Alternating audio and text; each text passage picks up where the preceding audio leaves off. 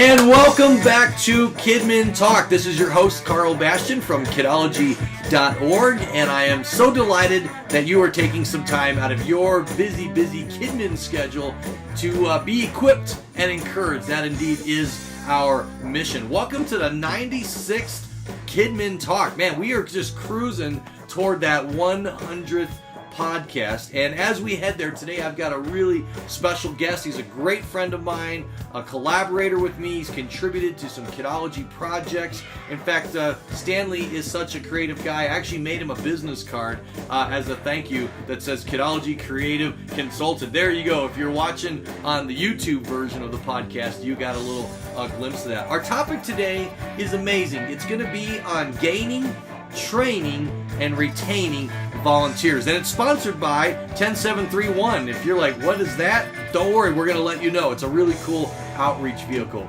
So let's get to it. Hey Stanley, thank you so much for taking some time out of your busy Kidmin life to join me on the podcast today. Thanks, glad to be here. Well, Stanley and I, we met several years ago now. I think you said we had crossed paths in the past, but a few years ago at a children's pastors conference, Stanley came and wanted to share with me a really cool evangelistic tool that he had developed. Actually, it was the theme of his previous ministry. It's called 10731, and we have put some work into that. It's available on Kidology. In fact, you can just go to kidology.org/10731, just the numbers, just 10731, and learn more about it. But give us the really quick synopsis. What is 10731? You've given me a hat. People walk up, they see the hat, they go, what is that? And what are you saying? It's what are things every Christian ought to know. The first is in life, you need to know the rules of life and how to play the game so you don't lose at life, and that's the 10 Commandments. You memorize those and you learn that you can't keep the rules of life and you're going to lose the game. It's kind of sad. But you also learn that you were created with a purpose, and so that brings us to number 7, the 7 days of creation, that it all just didn't just happen, but that we actually have purpose in life. And then after you learn that you were created with a purpose, how do you know the Creator, the one that created you? Well, that's 3, the ABCs: admit, believe, confess, how to have a relationship with God. And then it brings us to number 1, which is the one true God, one way to heaven through Jesus Christ, His Son, who died on the cross for you and for me. 10731. That's awesome. I see you've got the 10 Commandments up there behind you in your office. That's pretty cool. Yeah, so there's a really cool gospel tract that you fold up, you go through, and you do some cuts and snips, and it makes a cross and some other things. I don't want to give it all away, but it's really cool. So be sure to check that out on the website. If you're a premium all-access member, you can download all those resources for free. And use that as a kids' church unit theme, as an evangelistic outreach. Just have some fun with that. It's a real conversation starter, and that's one thing I like about Stanley. He's very creative, always looking at new ways, always renovating his ministries. You've been in ministry now over 12 years as a children's pastor, right? In 3 different states. Yes, sir. Tennessee, Louisiana, and now North Carolina. Oh, boy, you must be suffering there. That is a beautiful area, isn't it? Oh, it's gorgeous. We're at the foothills of the Appalachian Mountains, so I'm in the mountains at 30 minutes, or if I want to go to the ocean, I can be there in 3 hours. That's one thing we can't do here in Colorado. So, well, as I have chatted with Stanley as a children's pastor and as a friend, I've always been really impressed with how thorough he is. He really thinks things through, and he's really good at processes. And on each of these interviews, I'm asking everyone that I interviewed just to give us one quick recruiting tip. And yet, when I was thinking of Stanley, I was like, this guy, he's got more than one good tip in him. So do the others. But I thought we're going to make that our theme today. So I kind of broke it down into those 3 areas of gaining, training, and retaining. All 3 of those are important. We want to dive into that. So let's begin with gaining. All right, how do we gain volunteers? The way we do it is you need to know several things before you get started gaining volunteers. Oh, so there's some prep work here. There's some prep work you've got to do to be ready. The first is know your purpose. There is no vision, there is no purpose, the people perish. It's in the scripture. So what we do is we have a simple math equation, and it's people plus purpose equal programs you're going to do. And so you know your purpose at children's ministry and where you're going. You know what your ministry is like. What's the feel and temperate of the people already working with you before you gain new volunteers and just plug them in. You know where your holes are at and where you need to place people. God won't give you more than you can handle, more than you can bear and stand. So you need to know where those holes are at so you can stand it and hold on to them. I heard this from Jim Weidman one time. He says, if 100 people came up to you right now and said, we want to volunteer for children's ministry, where would you place them? Yeah, and if you weren't prepared for that, you know, it's funny, when you start, if you're listening to this and you're brand new, you think, man, the first thing I've got to do is I just got to go out there and be friendly and shake hands and plug some people in. But what I hear Stanley saying is, no, there's some prep work involved. And if you've been in the ministry for several years and you're struggling, you might need to actually kind of pause and restart and do some evaluation. You know, I know when I've started new ministries, my team has sometimes been a little surprised or frustrated that the first thing I wanted to do was job descriptions. I mean, how boring is that? And policy manuals. In fact, can we share your policy manual in the show notes as a download? Yes. Okay. I don't mind. All right. Well, okay. we'll make that available. Stanley's done a fantastic job with that in his ministries. So yeah, I love that question. I mean, we would dream to have, you know, if not 100, even 10 people show up and say, "What can I do?" And if you're not prepared with, well, here's our openings, here's the job descriptions, here's the commitment level, then you're going to actually lose those fresh recruits. So I also remember Jim telling me, if you're going to, he used the example of a bus ministry, if you're going to build a bus ministry, you don't plan it for one bus, you plan it for 50 buses, you know, even though you've only got one, because then as it grows, you're not pulling your hair out and running a 50 bus system on a one bus plan, but you're running a one bus plan on a 50 bus plan. I should have had my Jim Weidman bobblehead here since we're quoting him. It's in the other room. Sorry, I didn't mean to bring him up, but that's where I first heard about it. It made a lot of sense. Yeah, absolutely. Start going through and making job descriptions and what they ought to be doing. And then the other thing is you need to know where you want to go in ministry and what you want your ministry to look like. Amen. And we call that a vision. A vision statement, mission statement. A lot of people use those interchangeably. In fact, if you go to Kidology's online training, and I think it's lab number 2 is all about that. You can download that. You know, painting that picture of what will this look like when we're done. I've had several. My teams always develop them. My favorite one still is from the church where we said, our vision is we want every child who comes through our doors to feel loved, come to know Christ, and find a place where they can grow through fun and life-changing experiences. And then we added 2 years later, and we want the experience of the parents to be one of surprise and delight. And then we would break that down in our meetings. We would take one of those. You know, how often are we sharing the gospel? How do we make kids feel loved? What would delight and surprise parents? But as you begin laying that groundwork, now you've got something to go and present to people. That's it. Absolutely. El, anything else in prep work before we get to some actual gaining ideas? Nope. That's pretty much where I'd start. All right. A sober assessment of the ministry and its needs and stuff. And let me add, have some dream job descriptions. You know, we tend to go, I need a preschool director, an elementary, Wednesday night coordinator, the nursery, the obvious ones. But think of dream ones too. I've had special event coordinators. I've had a kids ministry photographer.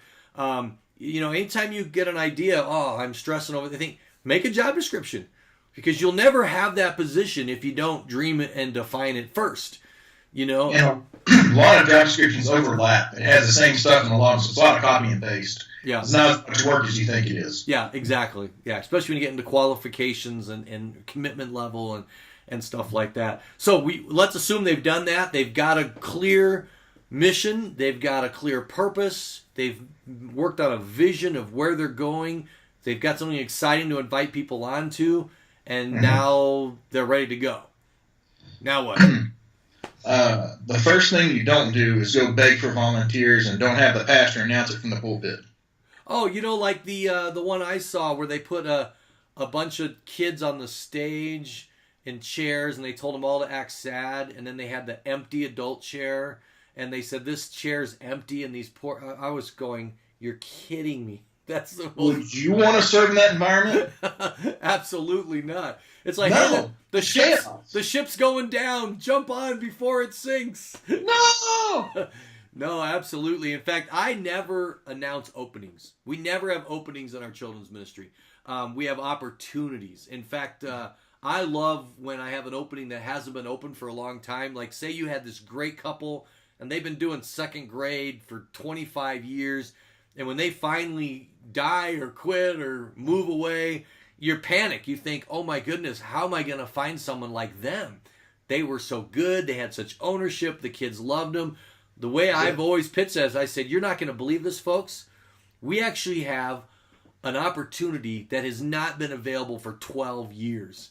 And whoever gets this class, this may not be available again for another 4 or 5 years, other than summer breaks and substituting. So, man, you better snag this while you can. This is a rare opportunity. It's amazing how that makes people go, oh, wow. So this is a limited opportunity. Limited opportunity. And then your personal one-on-one invitation. Going to the individual, even if the person comes to you and says, I want to serve in your ministry, well, that's great. Can you tell me what you like to do? Find out where their strengths are. Do you like older kids? Do you like younger kids? You need to place a person where their strengths are, not where your holes are at. Yeah. If you place them just where the holes are, you might get a round peg in a square hole and it might not work or fit. It's horrible. It looks like a Mr. Potato Head all out of place. Yeah. But if you put somebody where they love to serve, where their passion is, then that's incredible. And they serve for your 12 years. Yeah, and then they're serving because they're serving God, not meeting an emergency need.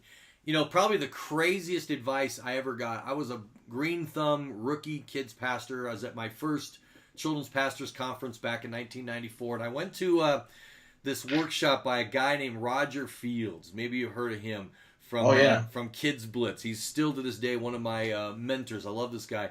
But he blew my mind because he said that we should go home and announce that we are no longer accepting volunteers for the children's ministry. And I was like, you're crazy. I just got a job at this big church. There's all kinds of openings. And I'm supposed to go home and say we're not accepting volunteers. And he said, then you say it's by invitation only. And I was like, I'm going to do this just to kind of prove he's wrong. I'm young enough and dumb enough that I'm just going to do what this pro said. And it was phenomenal. We ended up with a waiting list because it raised the bar. It's not, hey, we'll just take anybody, but it's like, no, this is so special and so important and so strategic for the kingdom that we don't just accept anybody. So I had to have people come up to me and say, well, if you don't accept volunteers, how do people get involved? And I'd say, well, it's by personal invitation only. Oh, I'd say, would you like a personal invitation? Well, yeah. And I'd say, well, I'll go back to my team and we'll pray about it, and I'll bring them your name, and we'll do some reference checks. We'll give you an application to fill out. We'll do a background check, and they're just like, wow, I hope I get in.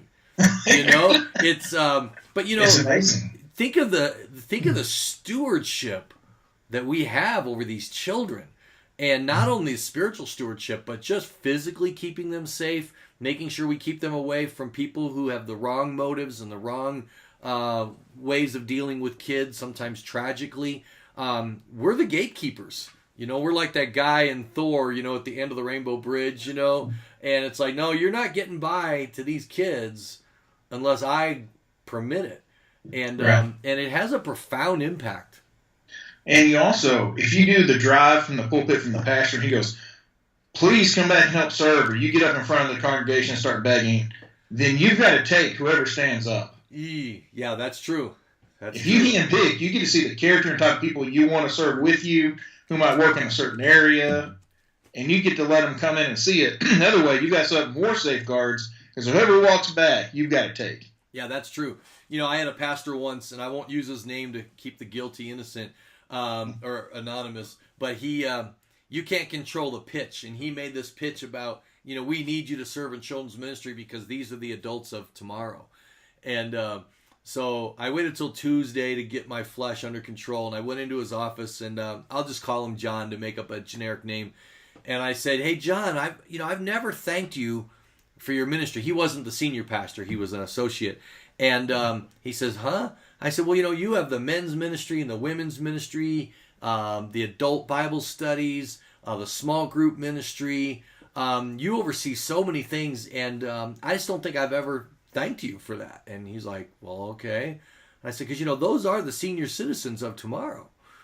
And and he was like, what? And I said, well, don't you minister to the adults because they're someday going to be senior citizens? And he's like, no, I oversee those too. And I said, well, I don't minister to kids because they're going to be adults someday. Well, of course they're going to be adults someday. But we minister to kids because they need God today. And he laughed, and he was very receptive that kids are the church of today.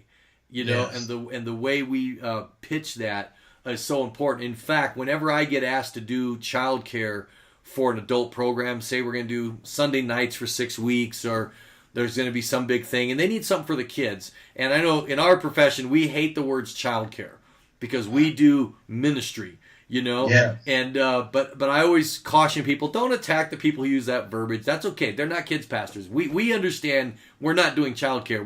We're ministering to kids. But one of the fun ways I combated that is every time they'd come to me, I'd say, absolutely, I will do some children's ministry programming during that event.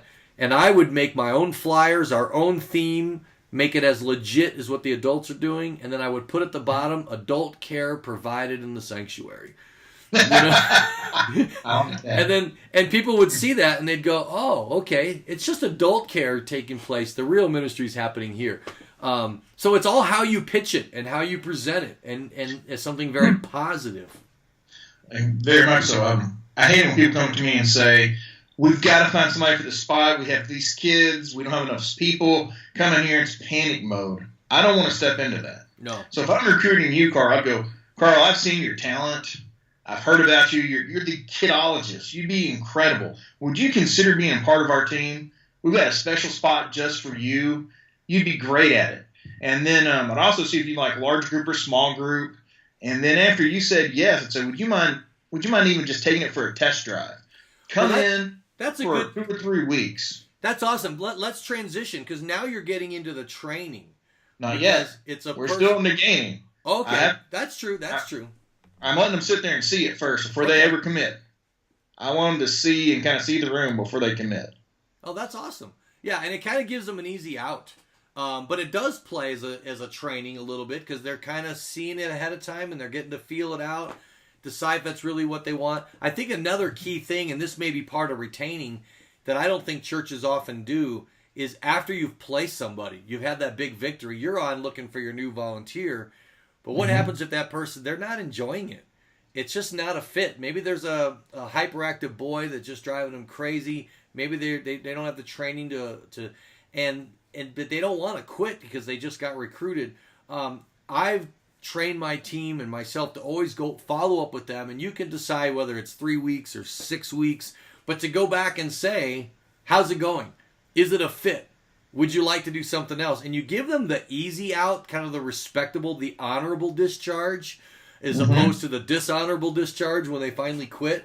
And they may say, you know what, I thought that kids were cute and all, but man, this is not me. And it may be you take them to the youth pastor, but if you give a volunteer to the youth pastor, he's going to give someone back to you, because he's going to have a youth leader saying, oh man, they're talking about sex and drugs and dating, and man, he's going to say, you know what, maybe you should be with the kids, and he'll bring you volunteers, That's a great point. Give them an observation window. Observation window. So if we're moving on to training volunteers like you're talking about now, what I do weekly is I'm going around to every classroom, and I'm just checking on teachers. How are things going? Do y'all need anything for today?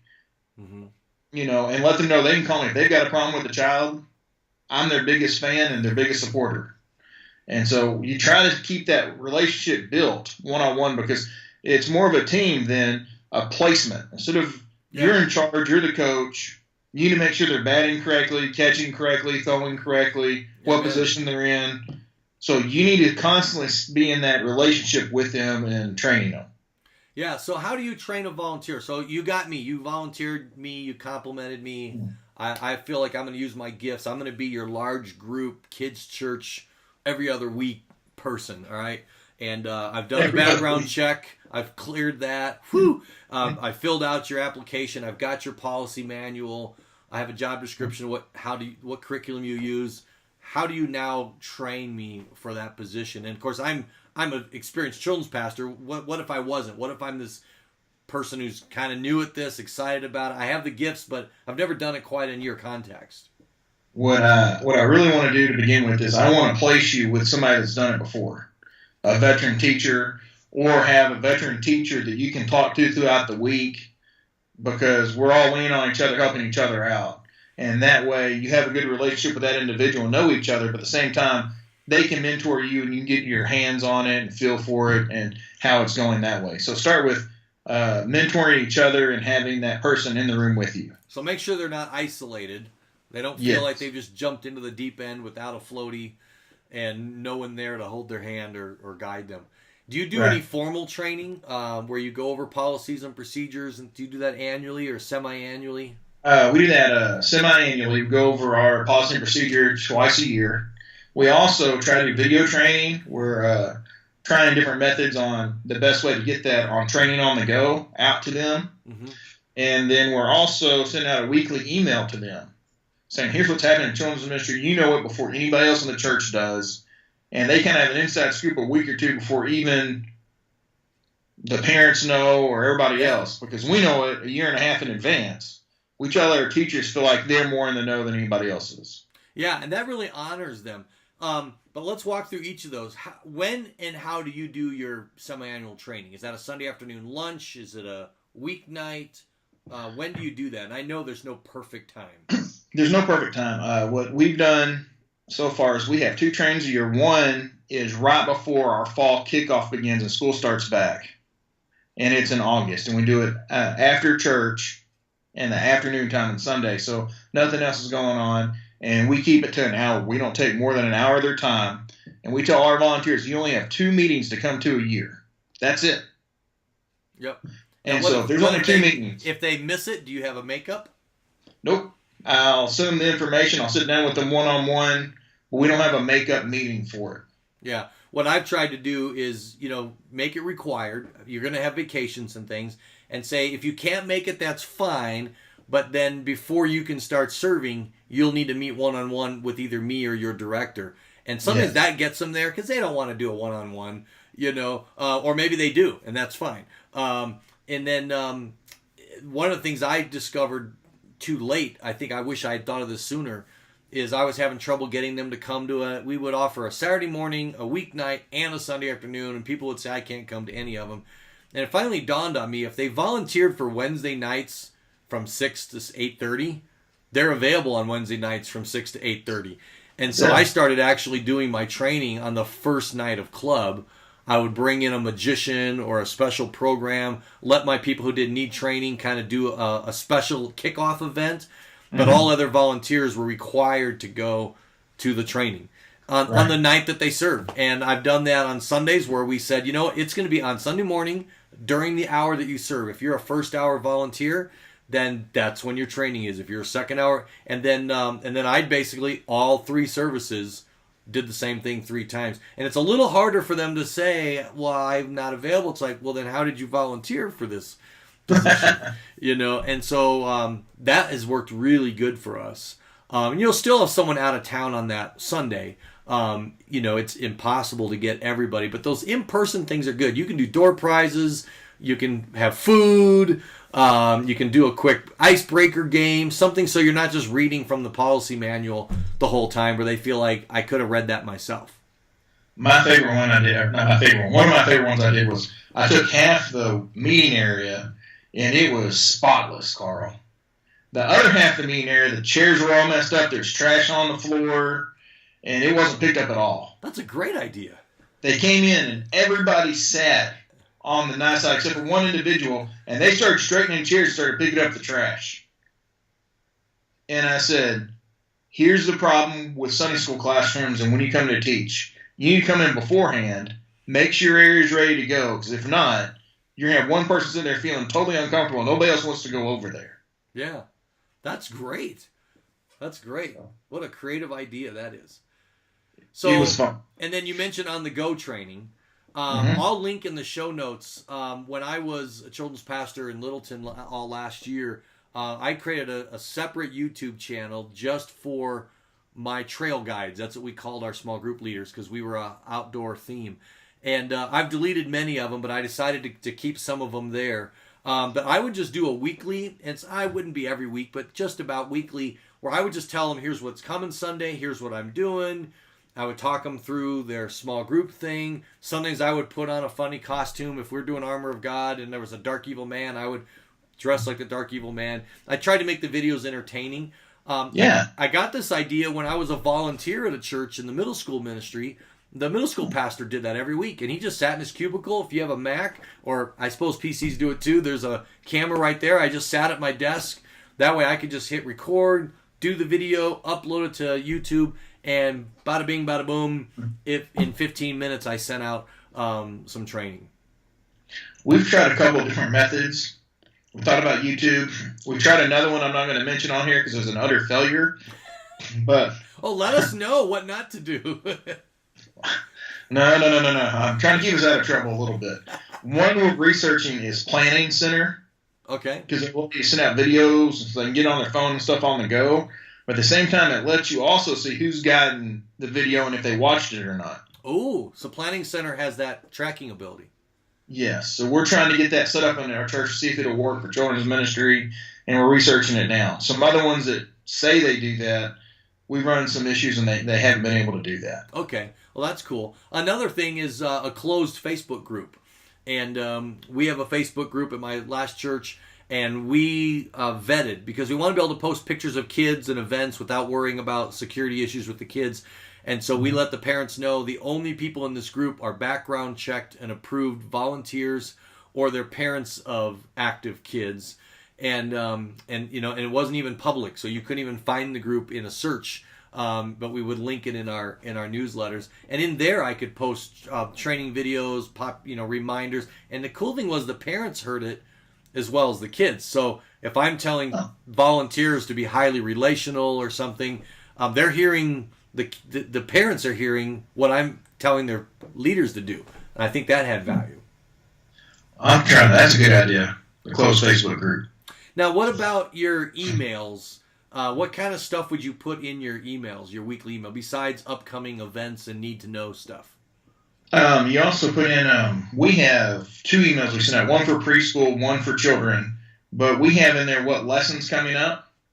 We have in there who's serving where, what teachers are supposed to be in what classroom. For children's worship, who's serving in what role. So then there's accountability between the Sunday school teachers and the worship leaders saying, I'm seeing an email and that person's supposed to be there. Okay, cool. Now, what about training? Will you put in some advice or tips or quotes or anything like that? Yes, I do that as well. Also, for a while, Kidology had some out. E-tips were just good, drag and drop in. Yeah, but those are available. Just go into the e-tips zone on Kidology, and there's I think 8 or 10 collections of 4 that were written by myself. I think you contributed, Nikki Straza contributed. I had Trisha Peach, Stephen Knight. I had a bunch of people contribute to those. You can just copy and paste them, throw them in the email, and it's just a paragraph of a practical tip for your volunteers. Mm-hmm. And then your purpose and your vision also is good to separate, break down, and put in there as well. To remind that. All right, so training is important. There's no silver bullet. You've got to hit them as many ways as you can. But then I think let's shift to the probably the most important one. When I asked Josh Denhart for just one recruiting tip, he said in a couple podcasts ago, don't lose the ones you have. Keep the ones you have, because there's only so many people in the church, and if you burn through them all, then recruiting gets really hard. In fact, I like to say normally in children's ministry, the only way out is death or dishonor. It's like people get recruited, and it would frustrate me because I would run into people who would say, yeah, I used to do kids ministry. It's like they did time, and they got out on good behavior. They finally got paroled, but they're never going back. And part of that reason, I think, is because we made it hard to leave. And if people finally get the courage to come up to you and explain, it's like they have to explain. It's like the politician who leaves because of a scandal, but he says, I want to spend more time with my family, and everyone knows there was a scandal. Well, I don't mean that our volunteers are involved in a moral scandal. What I mean is the scandal is that they've moved on. Either God's called them to something else, or we've burned them out.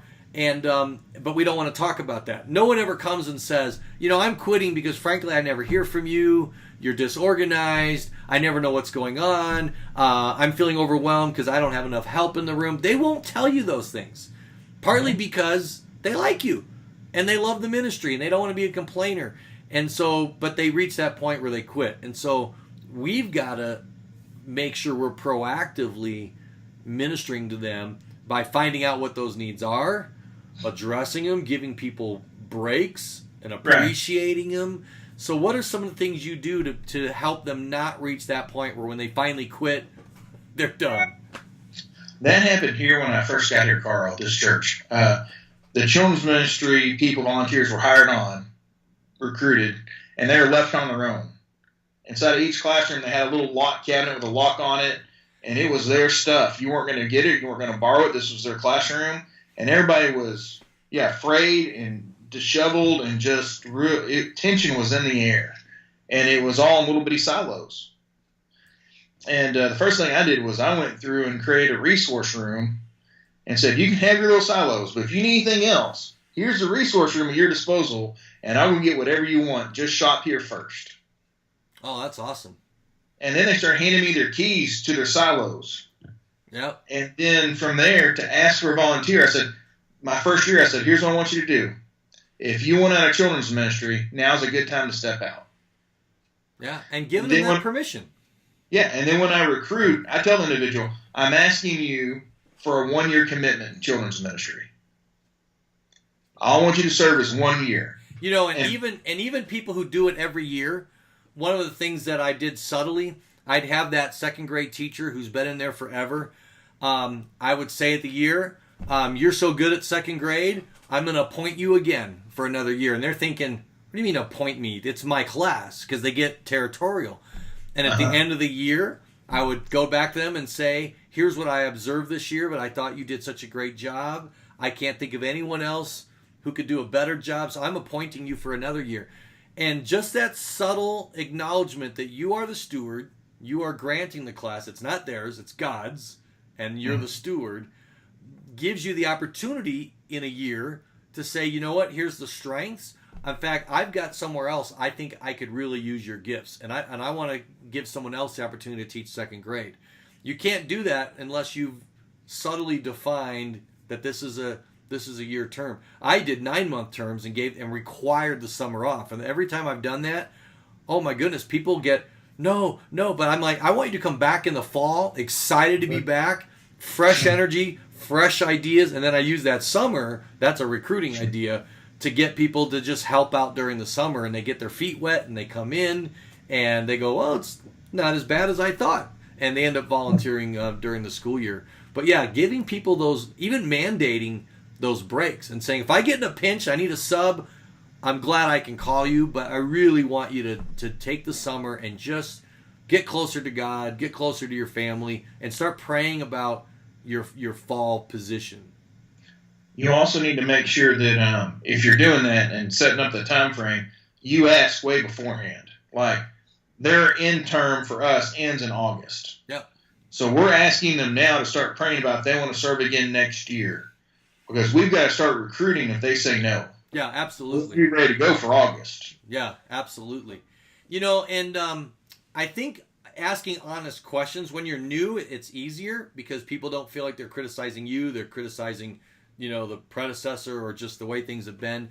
But when I started at one of my churches, they were saying, oh, well, hey, Carl, welcome. We're glad you're here, but good luck recruiting, because everybody has served in kids ministry and they're done. And they had established a once a quarter commitment level from parents. So parents felt like, they were doing their I'm like, once a quarter? The church isn't big enough to have enough volunteers for once a quarter.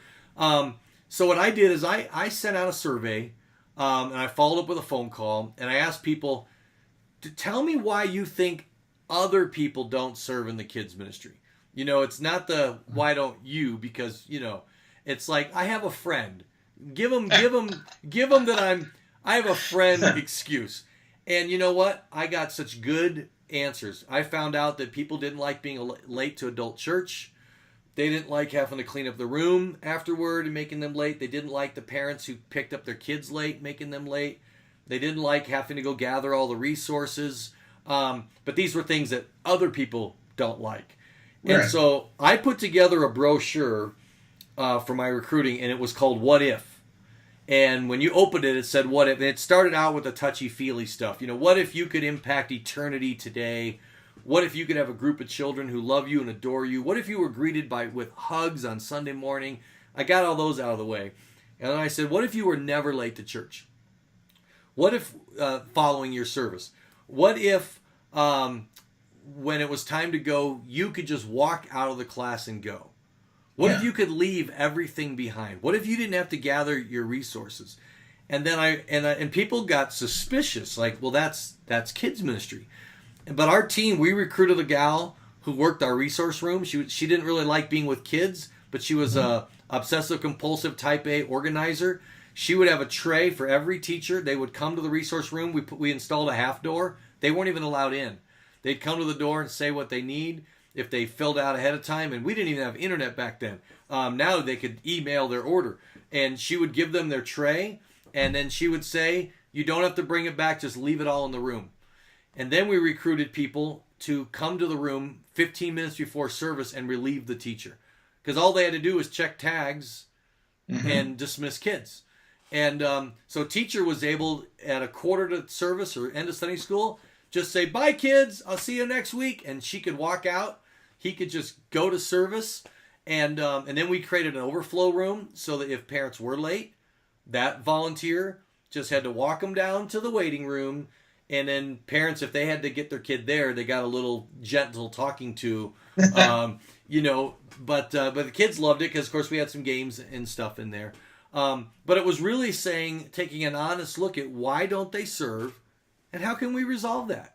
I had listened to a message by a Nordstrom's customer support executive, and he was talking about how at Nordstrom's, at least at that time, their mission was whatever the customer needs, we will provide. And I said, let's do that for our volunteers, and let's take a hard look and not blame the volunteer for being a whiner, but actually take their concern seriously, declare it legit, and solve it for them.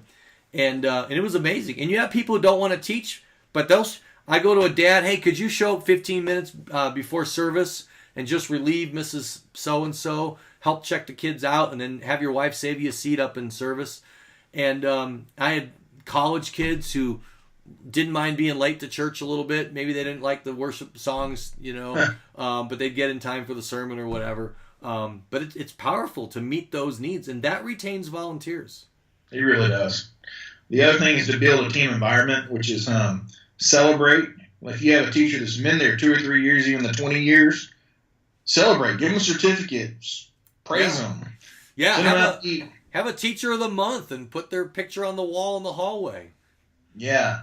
Also create fellowships so you can get together, all your teachers together, and have that team effect, or a team training, like go to a ropes course together or something. Yeah. And have that team building aspect for children's ministry. I grew up thinking that was normal because that's what my parents did. And so in my ministry, I would always have barbecues at my house, and I'd have pool parties and things. And then when I left full-time children's ministry as a pastor, now I'm with Kidology, and I become a volunteer. And it's been interesting to go, man, who loves kids ministry more than me? Maybe you do, but very few. And yet there's been children's ministries that I just was like, I kind of lost interest in. I love the kids, but they would sometimes wouldn't even greet me, wouldn't thank me, no social dynamic. And so you start to feel detached, or you get a little bit of a martyr mindset, or no one even knows what I'm doing or appreciates, this thing spilled and I got the mop and I cleaned it all up. And not that we want adulation, but you want to be noticed, you want to be appreciated. And so we need to notice those things. And those socials are so Powerful. I did a blog post a few years ago called "You Don't Have a Recruiting Problem, You Have a Relationship Problem." It was my first blog post that got hundreds of little likes, and I think it struck a nerve. And I wrote it when I was a volunteer, and I ended up leaving a kids ministry and getting involved in the men's ministry because I was new to Colorado and I wanted friendships, and I wasn't forming any friends in the kids ministry. And so I ended up taking my gifts and for a season applying them in another ministry. And I basically said, people don't volunteer because they have a passionate calling for kids ministry. We do. We're the kids pastors. They volunteer because they want to connect. And there's a sense of duty. They want to have a part of their kids ministry. But if they make friends and they're serving with friends, that's a glue that holds pretty strong. Yes, it is. And you got to have the relationships. And I try to do that every Sunday. We do this. We go to each classroom and check on them. Yeah. But I'm also calling and texting them throughout the week. Hey, praying for you. How are things going? What can we do for you? Well, and that's a real key. Minister to them.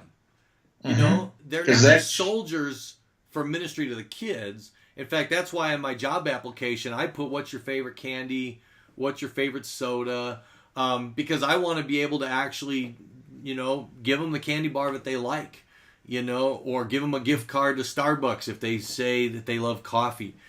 Even just having those where you take them out for a coffee and ask how they're doing. I had a fellow who was my Sunday night teacher. And there were some issues going on in the home with health, and it was having a strain on the marriage. And they ended up leaving our church to go to a church that was a little closer to home. But I stayed in touch with him, and I would still text him, how's it going? Have you got plugged into a new church? And, he wrote me back one time and said, I can't believe how you've been ministering to me and my family when I'm no longer not a volunteer in your kids ministry, but I'm not even at your church. And I said, well, I wasn't ministering to you because you were my Sunday night teacher. I was ministering to you because I care about you and because I'm a pastor, and when we have that ministry mindset, your job is to minister to these volunteers. The benefit is that they stay in the ministry. That's not necessarily our motive or why we do it. We do it because we're ministers. We love them. And we love them. But the advantage is, man, you create this tight-knit team. So encourage them, include them, celebrate them, as you mentioned, and minister to them. It's powerful. Mm-hmm. And then the one thing, the single thread that runs through all this, Karl, is prayer. Pray when you're recruiting them. Amen. Pray when you're training them. Pray for them continually when you're retaining them. Absolutely.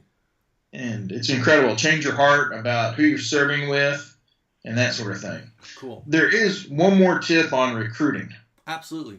Let's hear it. This will be our finale. The best way to get better volunteers is to better yourself as a leader. Amen. If you're not growing as a leader, if you're a number 3 leader, you're never going to get a number 4 or number 5 or number 6 volunteer to serve leadership-wise with you. They're not going to wait and waste their time on you as a number 4 leader. That's true. So you need to set the bar yourself. Yes, you can't recruit past yourself. Well, I also like what you had said in some of the emails we exchanged before the podcast. I love this. You said it's okay to have holes with the right people than to have everything filled with the wrong people. So you need to set a bar and make sure you're going after the right quality people. You are. If you don't, you're putting out fires everywhere. People aren't happy. Kids stop coming. It's a nightmare. Absolutely. Philip mentioned in the last podcast the surprise tip of go for the busy people. You think they don't have time? They're actually the people who know how to manage their time and have a passion for doing things, and they're not lazy. And so go after the best. But then we've got to be being our best as well. Well, this is great. I hope those of you listening getting some great tips. Don't go away because I always ask for a recruiting tip, which we've done, but I also always ask my guests on the show for just one thing that they would say or advise or counsel they would give to a newbie. Of course, it applies to veterans as well, but what's one thing that newbies in kids ministry need to know? The number one thing is that you don't have to do everything alone. You need to delegate as much as possible. Always work yourself out of a job. But there's a difference between delegating and dumping. All right, so what do you mean by delegate and dump? A dump is this, where here's this file that needs to be done, here's your job, go do it. And you leave them alone and you never go check on them. Okay. That's dumping. Delegating is going to individual, let me walk you through this the first time and a second time. Answer all your questions a third time. By the fourth or fifth time, you can still ask me questions. And by the sixth time, you should have it down fairly pat. You can still come to me if you need anything. I'll come check on you. Yeah. But it's a teaching, training, rather than just go do it. Absolutely. You know, it's one of my favorite Disney movies is an old one called The North Avenue Irregulars. And I would, if you like old Disney movies, back when they really were really good and morally solid and all that. But it's about a new pastor at a church, and he just delegates. And he delegates a fundraising fund to an old lady. She gives it to her husband, and he bets it on some horse racing to raise money, and loses the money. And then, so the pastor gets involved in forming a ragtag team to take on the mafia in their town, and it's hysterical. It's got car crashes, and it's a really fun old Disney movie. But it's about, he delegated, but he didn't delegate with any instruction. Any observation or, in fact, I was just telling a brand new children's pastor this week who called me about something that went wrong. And I said, well, you've learned one of the first lessons. It's not what you expect. It's what you inspect. So you've got to keep up with them. Hey, I always end with a fun Star Wars thing. If you're on YouTube, you can see my Death Star rug there behind me on the floor. Who is your favorite Star Wars character, or it could be a favorite Star Wars quote? Just give us a little Star Wars. I've got two, Carl. All right. My first is always like Harrison Ford. Kind of the smart aleck, kind of prideful. I always like Harrison Ford. Yep. But the second one is R2-D2. R2-D2. He's always overlooked. He is. He always makes sounds. But in every single movie, he's the one that pulls it off and pulls off the most. He is. Thing to pull the movie together. He's always optimistic. I love how C-3PO accuses him of visions of grandeur, which is not what he's about. He's trusting, he's faithful, and he's brave. He just goes right through the flying But to pull off the movie, in every movie, though, there's always some epic scene to actually make the win happen. R2-D2 is the one that pulls it off. And you know what? Our volunteers are R2-D2s. They're often overlooked. They're often underappreciated. And yet, without them, we wouldn't be able to pull off the epic ministries that we have. That may be an encouraging word to give to our volunteers. Say, R2-D2, he's a little guy. He's not in the marquee on the wall, but he's the guy that makes the victory happen. I want you to know, I notice R2-D2, and I notice you as well. So that's pretty cool. Well, thanks again for joining us today on Kidmin Talk, Stanley. You're a great friend, not only to me, but to our listeners. You're an asset to the kingdom. Appreciate your encouragement. Thank you for what you're doing at your church right there in North Carolina. Your pastor and your volunteers, your kids, they're lucky to have you. Folks, if there's a kids pastor that you know that you would think would be a good person for me to bring on the show, let me know. We'd love your feedback, love your encouragement. You can always reach me, Karl@KidminTalk.com. Or if you're a tweeter like Donald Trump, you can tweet me at 3 in the morning to @Kidologist or @Kidmin Talk. I always am encouraged to hear from you. So until next time, thank you for joining me and Stan. Check out 10731 on Kidology. Until next time, adios.